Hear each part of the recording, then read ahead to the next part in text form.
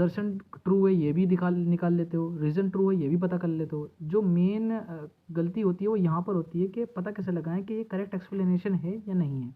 तो इसकी hello everyone, my name is Mohammad Salman, currently a first year MBBS student at Maulana Azad medical college. सो आज की video में हम बायोलॉजी के रिगार्डिंग डिस्कस करने वाले हैं कि बायोलॉजी में किस तरीके से क्वेश्चन फ्रेम होते हैं और किस तरीके से आपको आंसर करने होते हैं different types of question in biology. So मेरा नीट 2023 में बायोलॉजी में स्कोर 360 आउट ऑफ 360 था, तो मैं आज उसी के बिहाफ पर आपको भी टिप्स देने वाला हूँ कुछ कि 200 to 300 जो स्कोर आ रहा है किसी का, तो उसको 350 प्लस तक कैसे लेकर जाया जाए।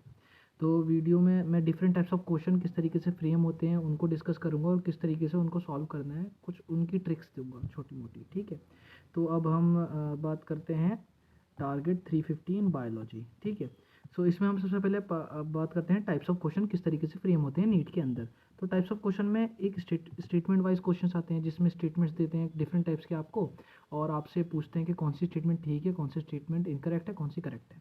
एंड असर्शन रीजनिंग वाली one of the most favourite topic of the for NEET. और मैचिंग के क्वेश्चंस भी हर साल देते हैं नीट वाले, और काफ़ी अच्छे अच्छे मैचिंग के क्वेश्चन होते हैं, लेकिन इजी होते हैं काफ़ी। उसके बाद नॉर्मल क्वेश्चंस जैसे कि फ्रेम होते हैं केमिस्ट्री में भी, फिजिक्स में भी, and correct and incorrect questions, correct and incorrect वाले भी होते हैं जिसमें आपको आइडेंटिफाई करना होता है कि कितनी स्टेटमेंट्स करेक्ट हैं, कितनी स्टेटमेंट्स इनकरेक्ट हैं। तो 4 स्टेप्स में हम क्वेश्चंस को सॉल्व करते हैं, जो यूजुअली करते हैं, जो अच्छे मतलब जिससे प्रॉपर तरीके से आप सॉल्व कर सकते हैं नीट बायोलॉजी के क्वेश्चंस को। सबसे पहले रीड करना है क्वेश्चन को कि क्वेश्चन में क्या बोला है, क्या करने को कहा है। उसके बाद एनालाइज करना है कि क्वेश्चन में करेक्ट पूछा है या इनकरेक्ट पूछा है। कभी कभी ऐसा होता है कि हम आपको इनकरेक्ट क्वेश्चन पूछा होता है, इनकरेक्ट कौन सी स्टेटमेंट है, आप करेक्ट लगाई आते हो, तो इस वजह से एनालाइज करना ज़रूरी होता है।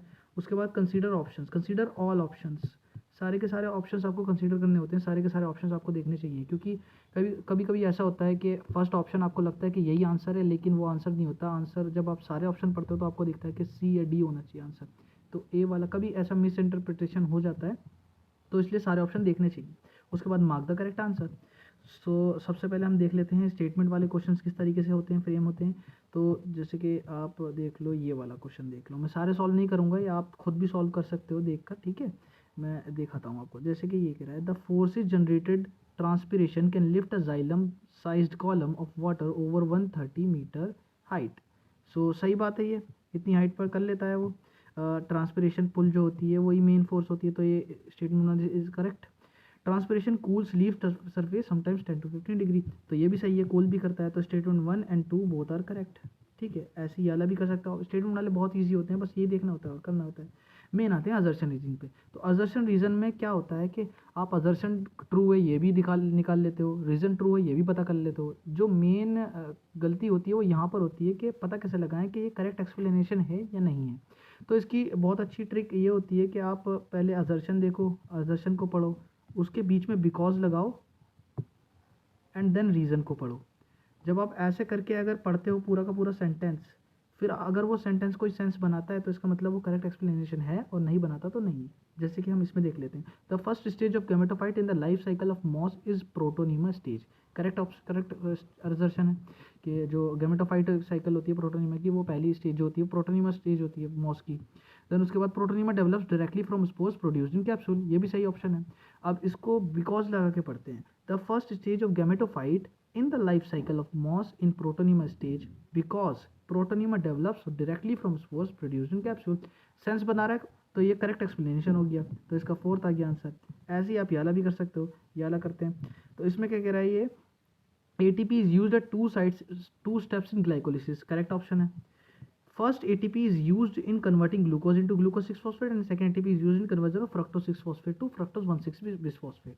तो अब इसको बिकॉज लगा के पढ़ो एक बार। ATP is used at 2 steps in glycolysis because first ATP is used in converting glucose and second ATP used in converting fructose 6-phosphate। तो ये भी सेंस बना रहा है, तो यानी कि करेक्ट एक्सप्लेनेशन भी है ये। ठीक है, उसके बाद इसका भी फोर्थ आ गया। अब इसमें देख लो, इसमें क्या कह रहा है, इसमें कह रहा है nephrons are of 2 types, cortical and juxtamedullary based on relative position, ये सही बात है। Juxtamedullary nephrons have short loop of Henle, whereas cortical nephrons have longer loop of Henle. ये तो इनकरेक्ट बता दिया ने, तो A is true, R is false. इस तरीके के क्वेश्चन होते हैं, ये आप यहाँ भी करके देखना, खुद करके देखना, ठीक है।